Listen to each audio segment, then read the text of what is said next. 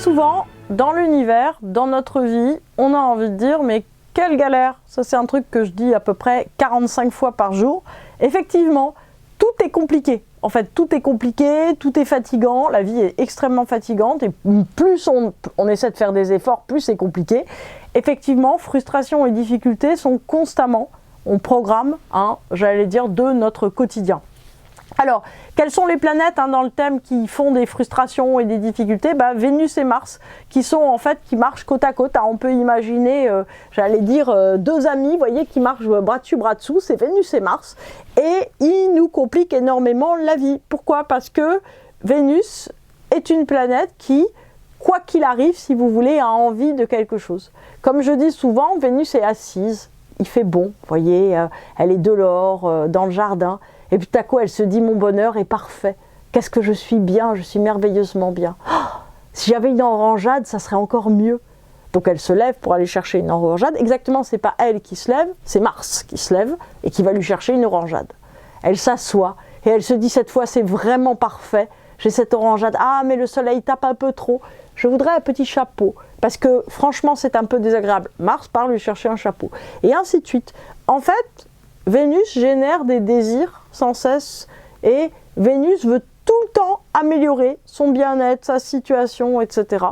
Et Mars, en fait, n'est là que pour aller chercher des solutions aux mini-frustrations de Vénus. C'est un petit peu comme si on était porteur intérieurement d'un couple infernal, on peut appeler ça comme ça, l'un qui se plaint tout le temps et l'autre qui essaye tout le temps d'arranger les choses. Au fond, si vous voulez, quand on se dit « je voudrais trouver l'âme frère, l'âme sœur, l'être éternel avec lequel je peux fonctionner », ce qu'il faut voir, c'est qu'on l'a déjà intérieurement. C'est-à-dire qu'il y a cette âme sœur merveilleuse qui est Vénus, cet âme frère merveilleux qui est Mars, et l'un et l'autre s'aiment passionnément. Et oui, vous ne le saviez pas, mais en fait, votre Vénus et votre Mars s'aiment passionnément, puisque à chaque moindre petit désir que votre Vénus exprime, Mars essaie de répondre.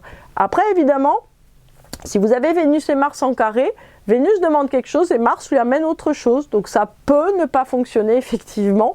Et voilà. Au milieu, et on va faire une pause sur l'astrologie, et on va réfléchir à ce qui se passe. En fait, plus Vénus va exprimer tout un état de frustration, c'est ça, c'est pas tout un tas, alors ça peut être tout un tas, mais ça peut être aussi tout un état de frustration, plus notre désir s'approfondit. C'est-à-dire que plus, au fond, on a envie de quelque chose qui se complique, plus Mars va se gratter la tête pour essayer de le trouver, de l'accomplir, de le réaliser. Donc au fond, plus Vénus va être exigeante, plus Mars va devenir intelligent, stratège, manipulateur avec l'existence pour essayer de comprendre quelque chose. Entre les deux, le Soleil croise les bras et se dit « mais est-ce qu'ils n'ont pas fini leur balai là tous les deux? Parce que moi je voudrais avoir une identité constituée et arrêter de m'appuyer sur mes frustrations et ma capacité à répondre à mes frustrations. Je voudrais juste être moi. » Mais oui, il voudrait juste être lui-même, ce Soleil, mais il change. Il change justement de nos désirs et il change aussi de toutes les volontés intérieures que nous mettons en œuvre pour répondre à ces désirs. Donc, quel est le remède pour sortir de cette tension infernale?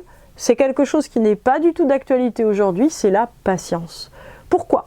Parce que Vénus, en fait, va vouloir quelque chose. Vous savez, c'est cette fameuse méthode qu'on trouve dans tous les livres d'écologie, la méthode bisou. Alors, je ne pourrais plus vous dire à quoi correspondent les acronymes, mais globalement, c'est vous avez envie d'une cafetière géante qui vous fait 12 tasses en même temps de café. C'est super, mais vous ne l'achetez pas tout de suite. En fait, vous attendez, vous rentrez chez vous, et vous attendez, vous regardez si vous en avez vraiment besoin, si vous avez la place, si en fait le porte-fil que vous avez peut suffire à faire du café au lieu d'acquérir cette magnifique chose que vous voudriez acheter, si vous avez le budget, etc.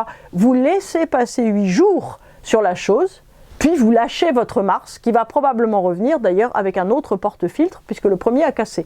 Mais c'est ça qui est très intéressant, c'est qu'en fait, d'une certaine manière, le temps que vous mettez entre Vénus et Mars, entre la formulation du désir et sa réalisation, va vous permettre de revenir réellement en fait, à un état de bien-être de cette Vénus qui devient un petit peu plus éduquée, un petit peu moins primaire ou prime sautière, mais qui se dit « ai-je vraiment besoin de ça ?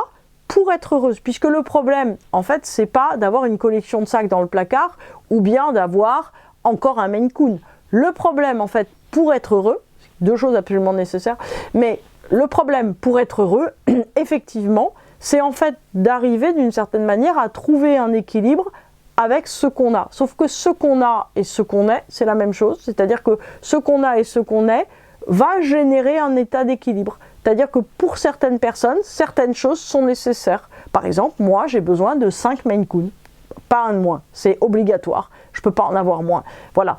Et peut-être que, j'allais dire dans quelques années, en plus, j'aurai besoin de 3 poules et 15 moutons. C'est possible.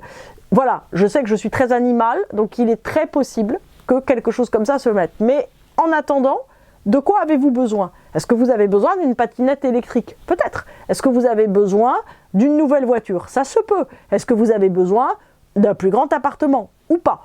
En tout cas, ce qui est très important, c'est de ne pas lancer Mars sur la frustration ou le désir exprimé de Vénus, mais essayer de faire qu'il y ait de la place entre les deux. C'est la place du rééquilibrage de votre identité. C'est-à-dire que au lieu en fait qu'il y ait ce couple absolument idyllique, Roméo et Juliette, Mars et Vénus, voyez, qui fonctionnent ensemble, et bien en fait Tristan et Iseux, vous allez, on sait ça finit mal, les deux d'ailleurs, Roméo et Juliette aussi.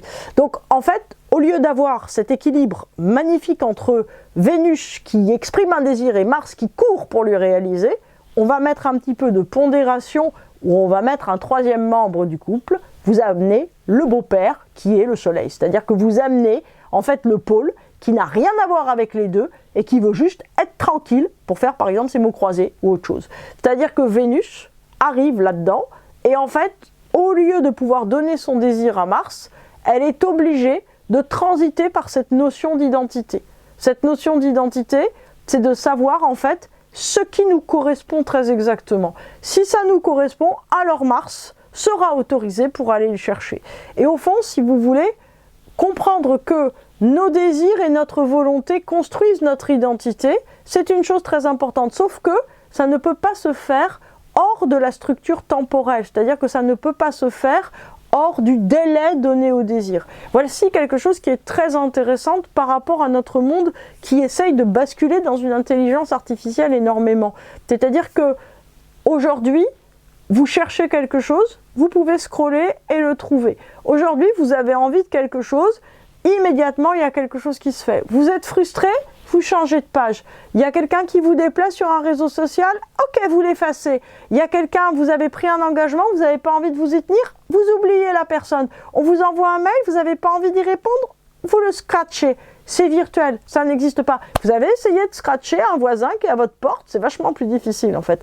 Et le principe, si vous voulez, de Vénus et Mars, qui d'une certaine manière sont dans un monde dans lequel il n'y a pas de réalité extérieure, pas de réel, un monde qui soit juste un monde, on va dire, qu'ils inventent dans leur tête, c'est que d'une certaine manière, le désir devient fou et ne construit absolument plus l'identité qui est une identité concrète, réelle et incarnée. C'est-à-dire que le soleil dit à propos des désirs, de quoi avons-nous besoin et que vais-je faire de ce que j'ai? C'est-à-dire que tout ce que Vénus demande, le soleil doit pouvoir l'utiliser, mais l'utiliser réellement dans sa vie, ce qui renvoie à la position de votre soleil en signe et en maison, évidemment. Un soleil en Gémeaux 11 va pas du tout utiliser la même chose qu'un soleil en Capricorne 4. Et effectivement, l'un et l'autre vont pas du tout avoir les mêmes besoins. Sauf que, si vous voulez, c'est un dialogue entre la position de Vénus, la position du soleil et la position de Mars